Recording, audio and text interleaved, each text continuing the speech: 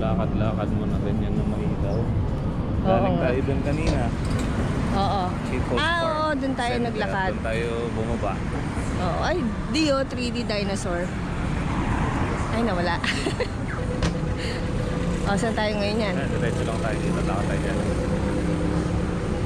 Lakad-lakad. Naalala mo yung may papasyalan tayo nun, Di? Yung sabi mong parang park din siya. Nandito pa sila doon nun eh. Yung sabi mong pwede nating lakarin din.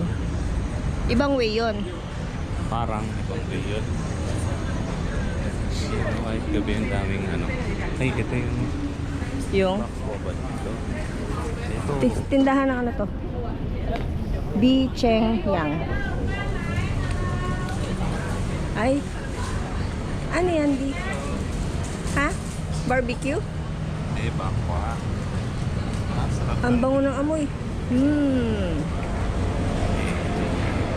Mamaya na. Hindi pa kami nakakapag-ikot, mga Mars. Dito, magiging daw. Oo nga. Meron street dito. Ayoko, nalululo akong umupo dyan. Slingshot. Kaya lang ang tagal. Ganda oh.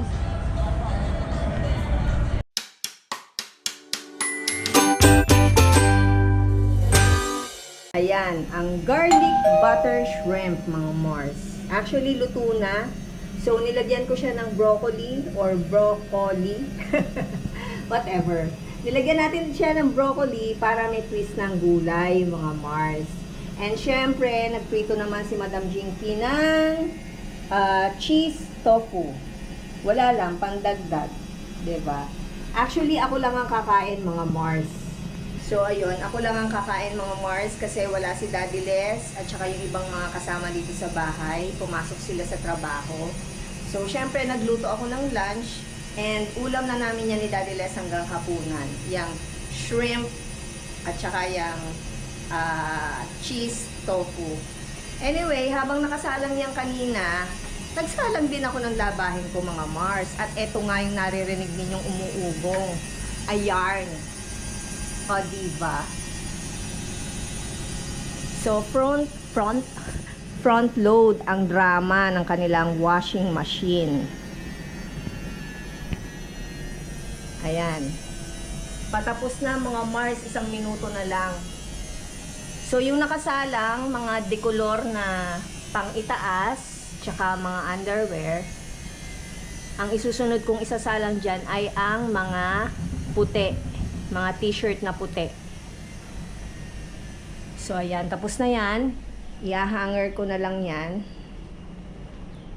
At ito nga yung ating ulam, mga Mars. So, wala yung mga kasama dito sa bahay, kaya ako lang ang kakain. Anyway, ganito ang itsura ng house, mga Mars. Pare-parehas ang yari ng mga bahay dito. Okay, so silipin natin yung aking sinampay. Meron akong naunang sinampay kanina. At yan ay ang mga tuwalya.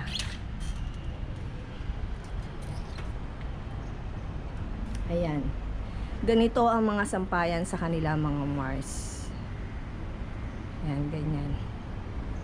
So, 4 na tuwalya yung nilaban ko. Tsaka yung isang short ni Daddy Les. So, yung nakasalang kanina, isasampay ko na. But anyway, bago tayo magsampay, pakita ko lang sa inyo dito sa labas. Hindi ko pa yata sa inyo na ipakita nung nakaraan. So, ganyan. Ganito ang mga bahay dito, Mars. Hindi kagaya sa Pilipinas na hiwa-hiwalay ang mga bahay. Dito ganito. Para siyang, di ba, ayan, mga building. Para siyang tenement ang style. So, itong building na to is 106.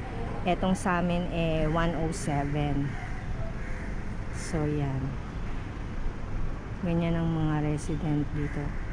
Yan, yung iba di kotse sila talaga. Iba ang lifestyle dito sa Singapore, mga Mars. Napakataas.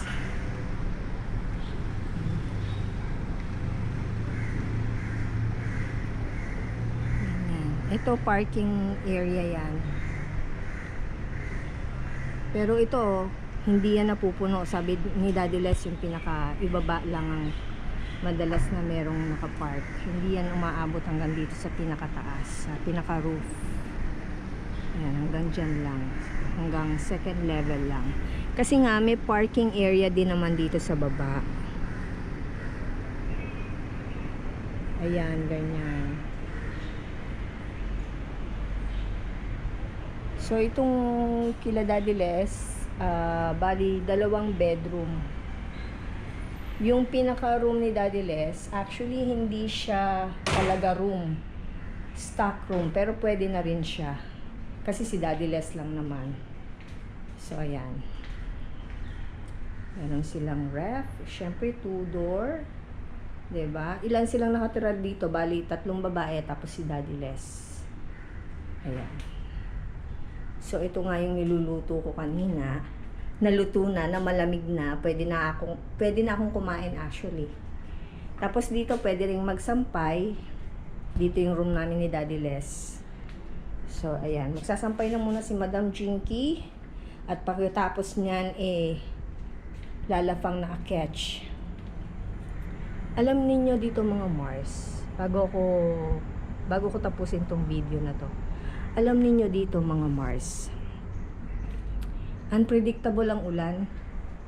Alam niyo yung pagkagising niyo sa umaga, ang ganda ng araw, tapos biglang uulan. Minsan naman kabaliktaran. Umuulan sa umaga, mamayang tanghali, mainit. Pero ang init dito mga Mars ay kumbaga kaya mong dalin ang init. Kumbaga tolerable. Tolerable ang init mga Mars. Hindi gaya sa Pilipinas mga Mars, sobrang init. Dito kaya mong dalhin kasi parang nasa 25 degrees Celsius yung init dito. Sa Pilipinas nasa 40 to 43 degrees. So yun, sobrang init doon. Anyways, dahil dyan, lalapang na muna catch kasi ang oras ay 1:00 na. So maya-maya, mga 3:00, 4:00 na, dito na sila, di ba? Kailangan tapos na akong maglaba, ganun. So dahil dyan, babush mga Mars! O, diba? Standing ovation. Mars.